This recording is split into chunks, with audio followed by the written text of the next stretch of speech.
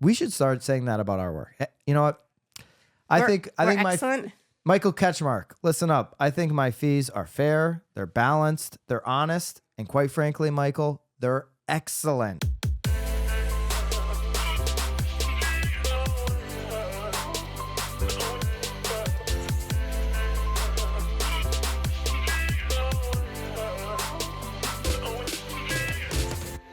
This is Byron Lazine and Nicole White, and you were tuned into episode 348 of The Real Word. Word is up. Possibly, most likely, I would guess 99.9% chance that this is the last Real Word. I don't know. I kind of want to say like 65. Ever. I kind of want to say 65. In 2024. I'm committed to doing another one.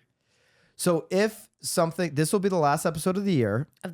If something, you just wanted to say that, like that last one ever for the year. It's like people that are like, hey, I was like, wait, what was this? What's the saying that you hate the most?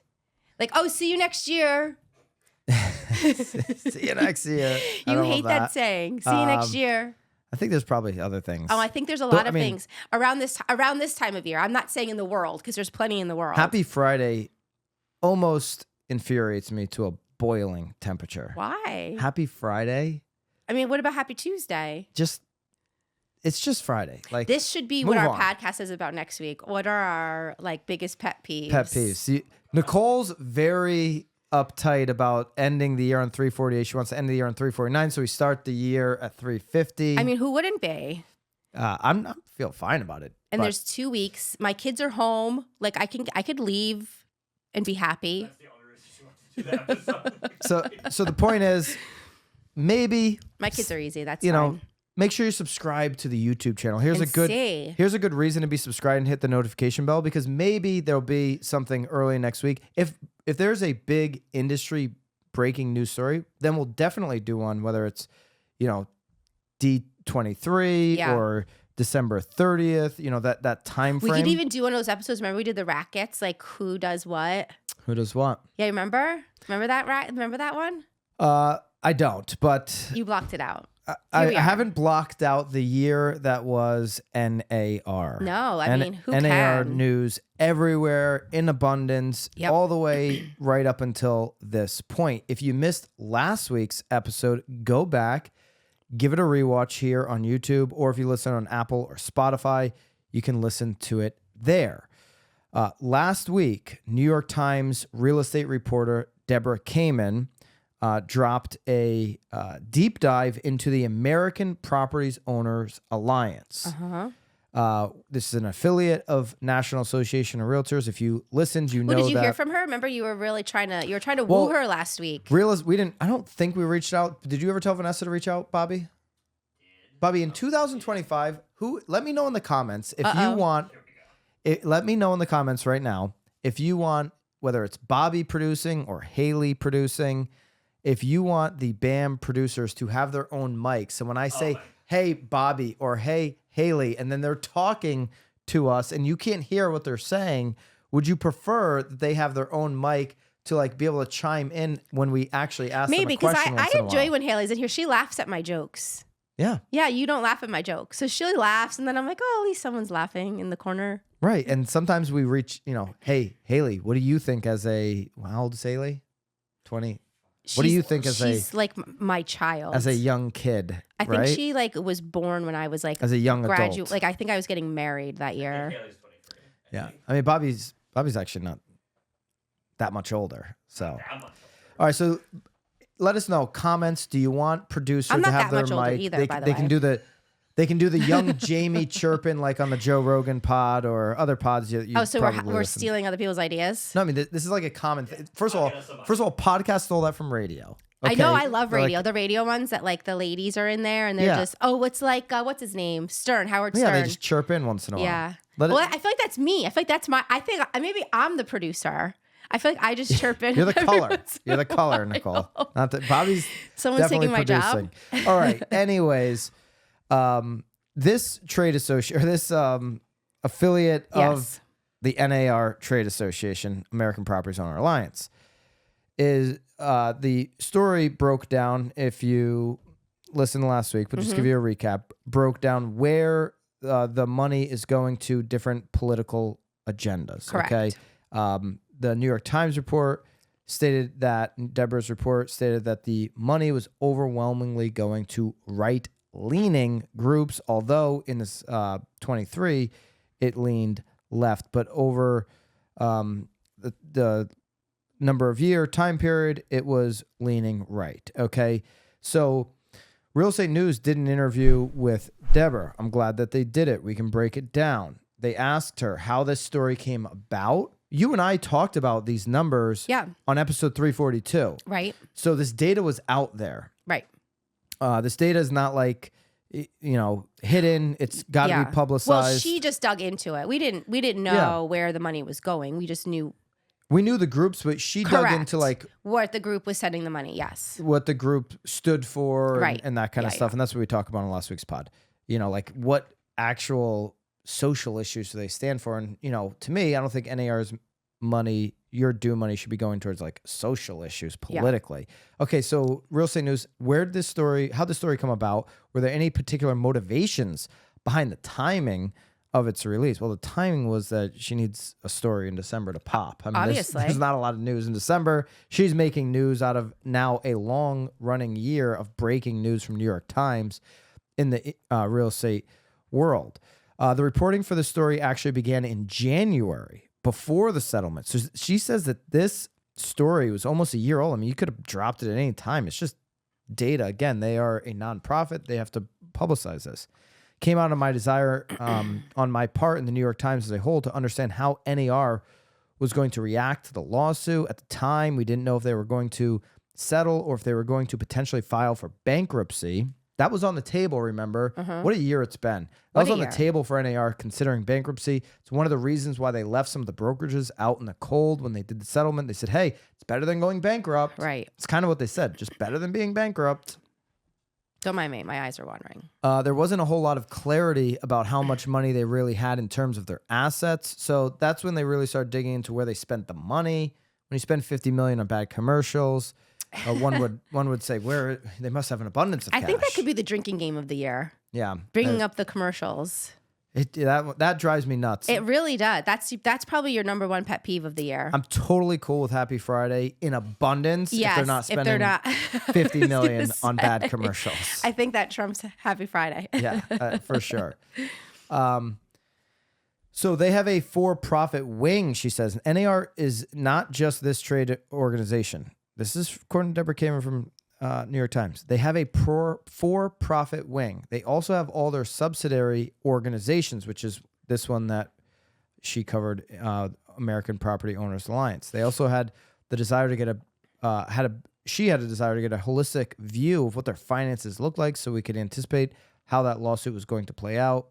And in doing so, that's where she came across the alliance. Now, so fun. I'd actually love to sit down with her. I can't even imagine, like you watch those documentaries or shows or whatever, and there's like the red, like all the things like linking. I bet you she came across some fun, interesting, deep things that. Yeah, I mean, there's a lot. From sexual harassment this year to the lawsuits to where they're spending their money. There's been so much. Been a lot. And who has stepped down? I mean, there's been a handful of people that have stepped down.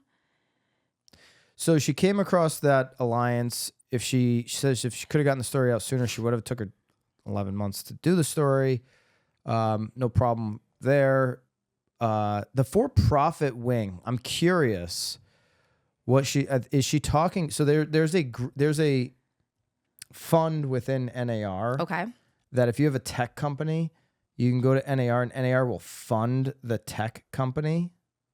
There's a lot of actual startups that might surprise you. Real estate tech, prop tech. So what are they investing in getting a return? Invest and they're getting a return. Okay. Yeah. Now, really, NAR is an association that was classified as nonprofit. And last week when we were talking about this, like they're in danger, according to some nonprofit analysts, of losing that nonprofit status if they are going to, like, with how they're donating towards some of these political groups. Right. Okay. All right. Next, they ask her, Real Estate News asks her about her comments that she mentioned that most of the 30 plus realtors she spoke to were not aware of APOA. NAR says it's been transparent about the APOA and its funds. Remember, Realtor NAR said, hey, we did a press release. We periodically mention it. Yeah. I would say that her comment, the story comments that most 30 plus members don't know. Well, I think about that number is very low. I mean, Right. who's really like diving into? No one's really reading that. Look, most people send in their check and like continue on with their business. That's true. Yeah. So at least there's about your own association. If you are an NAR member, at least some of these stores are bringing maybe a higher level of awareness, maybe some level of transparency, and maybe even an encouragement to get involved in some level of knowing right. where the money is going. I feel like you've been sparked for that in 2024. Definitely. Yeah. So she's saying the article is saying that people aren't aware of the APOA.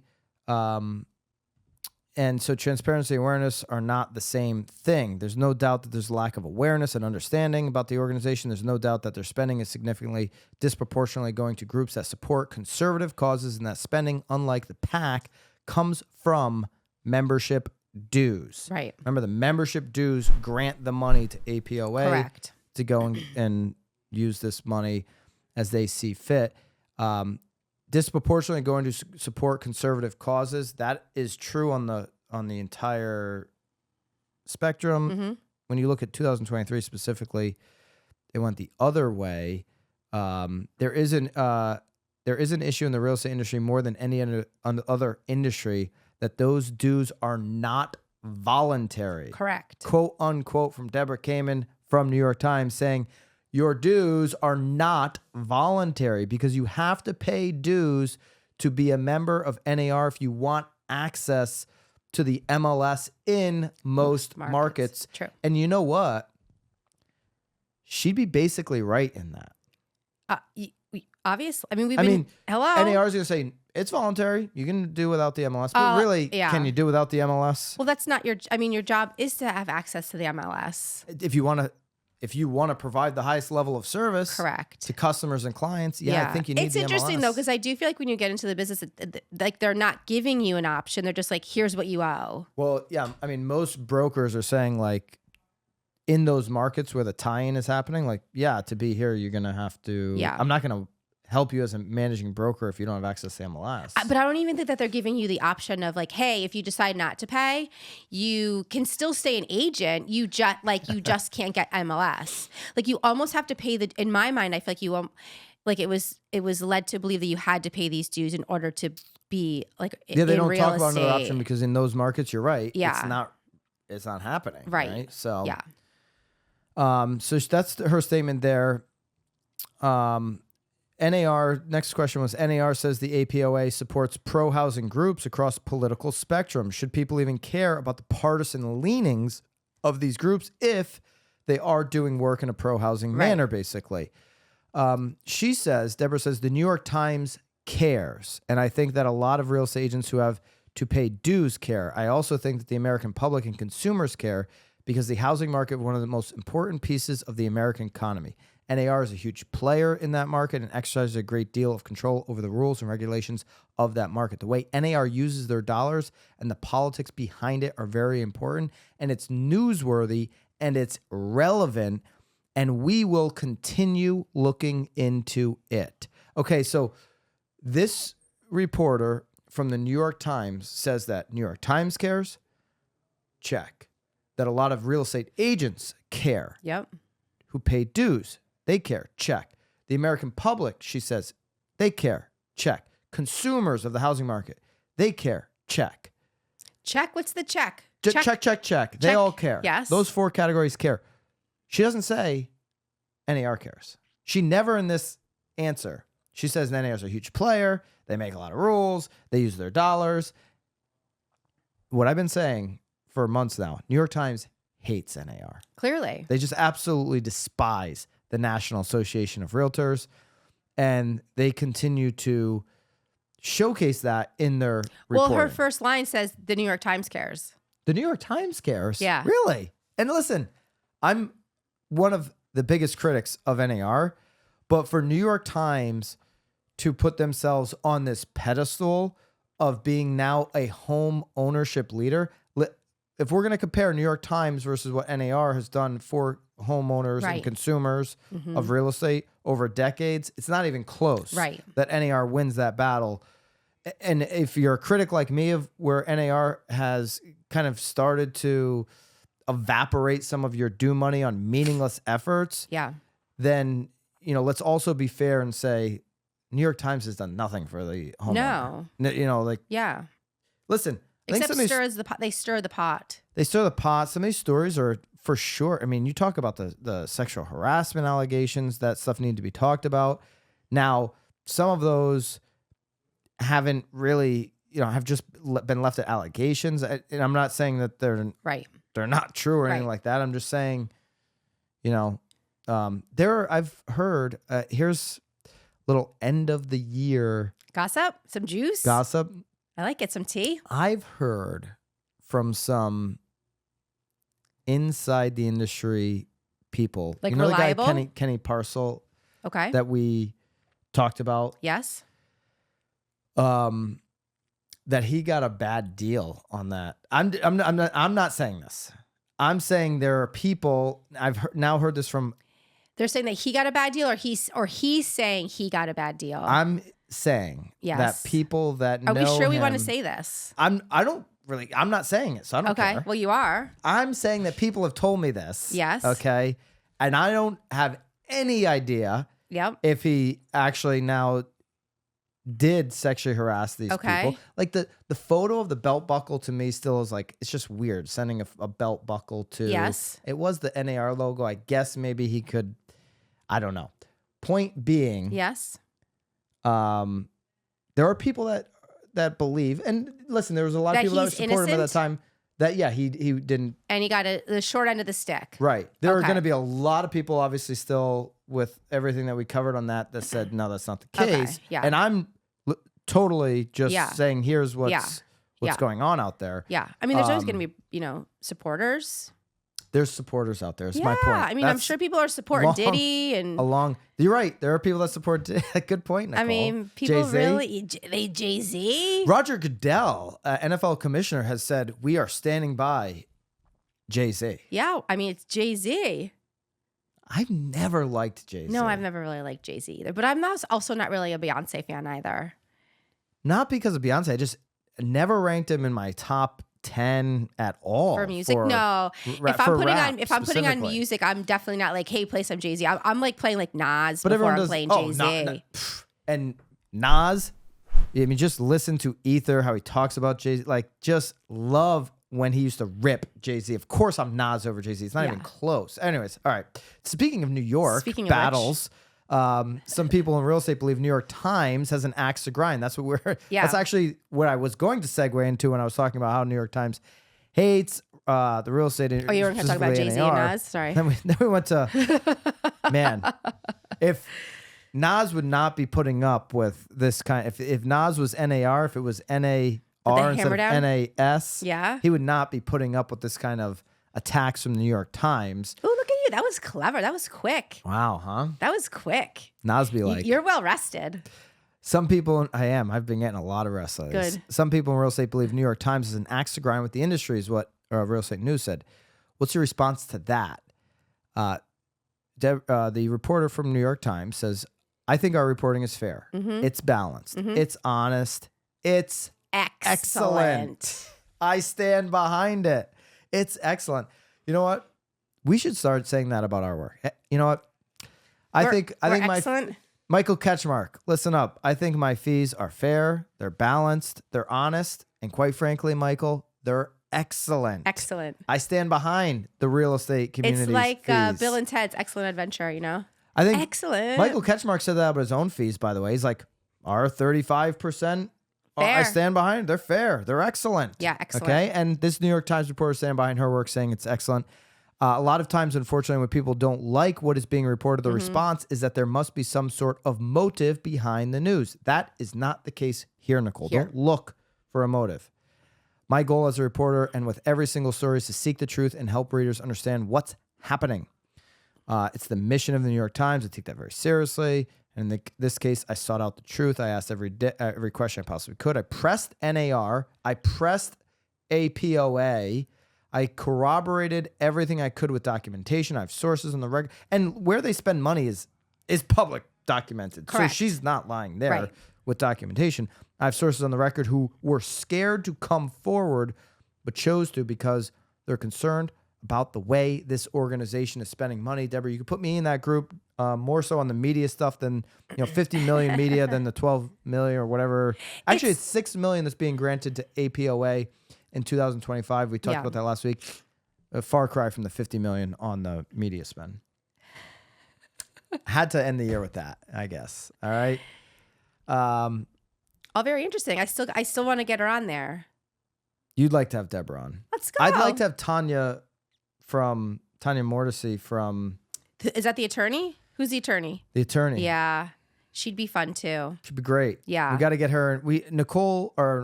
Vanessa from BAM did have communication with her. So it's still a possibility. Well, she says that she 25. doesn't do podcasts. She said she was doing one, wanted to see how it went. Okay. And so we'll see if we can get her in 25. Yeah. Yeah, let us know. 25. Do you want producers to have a mic to be able to chime in There's once in a while? so many things we're voting on. Also, let us know for 25 if you want the Real Word to do a little bit more guests. Okay. Which we historically haven't done. But I feel like we do enough. I feel like we do it when it's appropriate. Out of 348 episodes, Nicole, very bitter that we're not getting to 349 and 25. Maybe we will. We'll leave a mystery. 15, maybe 15. Oh, I don't even think we've had 15. Maybe. I would say, yeah. I'd take the under on 15 I would guests. take the under on 15 too. So do you want to see us maybe mix in a guest a month? Would that be, if it was like a New York Times reporter, if it was like an attorney? Well, I mean, we from would Buffalo never turn any of that down now. It's just we're not actively seeking. We're not being aggressive in our approach to make those guests happen. I guess we're maybe a little bit more aggressive on knowledge brokers. Did I ever tell you to do that? Remember we did because we've had so many. What was that show we did? It was a spinoff of this. What was that one? Remember when was that what it was? That was an awful show. So we did have interviews. It was fine. And it's so funny because we had that was an interview show. But it was all the same questions every get. I hate shows like that now that I think about it. Like I reached out to I DM'd Hulk Hogan. I was like, Hulk, we need you. Well, if we got Hulk, we'd still be doing that show. Hulk, because I just replay that all the time. Hulkamania. Oh my God, he never responded. Of course, not even like on instant, or not even like, hey, I'm like the secretary. Nothing. I thought it'd be awesome to have Hulk. Do you know how many DMs Hulkamania must get? I don't know. Hey Hulk, can you come to my kid's birthday party? I kind of felt like maybe I was the only follower still. So I was like, oh, I think I'm in. Come on, brother. All right. Anyway, there you go. There's your possibly, potentially, most likely 2025 for the Real Word. If something breaks, saying I'll see you guys in a couple weeks. Well, we'll definitely see you in a couple weeks. No, a couple weeks is still this year. Yeah. Well, we're gonna see you when we see you. All right. Hope everybody has a safe, happy holiday season. Let us know in the comments on some of those 2025. It is not Friday. It's Tuesday on the drop here. Happy Tuesday. Enjoy your holidays. Happy New Year. Keep it real. See you guys. next year. Agents looking to stand out from the crowd and from the marginal agent, Reminder Media is a resource you need to check out. You get your own branded print and digital magazines, email newsletters, and social media content. Reminder Media delivers these resources to your contacts on autopilot, keeping you top of mind with your database. All you need to do is focus on your relationships and your follow-ups and watch referrals and repeat business come in. My team uses the service where we do over 500 transactions a year. 50% of those transactions come from people we know, and we stay top of mind with Reminder Media. Use the link down below to try Reminder Media. At BAMX, we listen to what real estate professionals want and need. That's why our platform is filled with sought-after courses, content, and tactical assets for your business. And that's why we launched BAMX in a box with templates and scripts done for you, delivered each Friday. The best part? It's not coming from panel pontificators who bought their followers and don't sell any real estate. It's coming from top agents, team leaders, and content creators in the industry. It's education that actually shows you how to do what you need in today's market. And now it includes editable templates and scripts so you can easily deliver that knowledge to your database. Every day, we continue to add more content into BAMX, into our private Facebook community, content that works, content that our members have exclusive access to daily. So do not wait any longer. Use code REALWORD and join the thousands of agents taking their business to the next level today. Code REALWORD for 10% off. I'll see you in BAMX.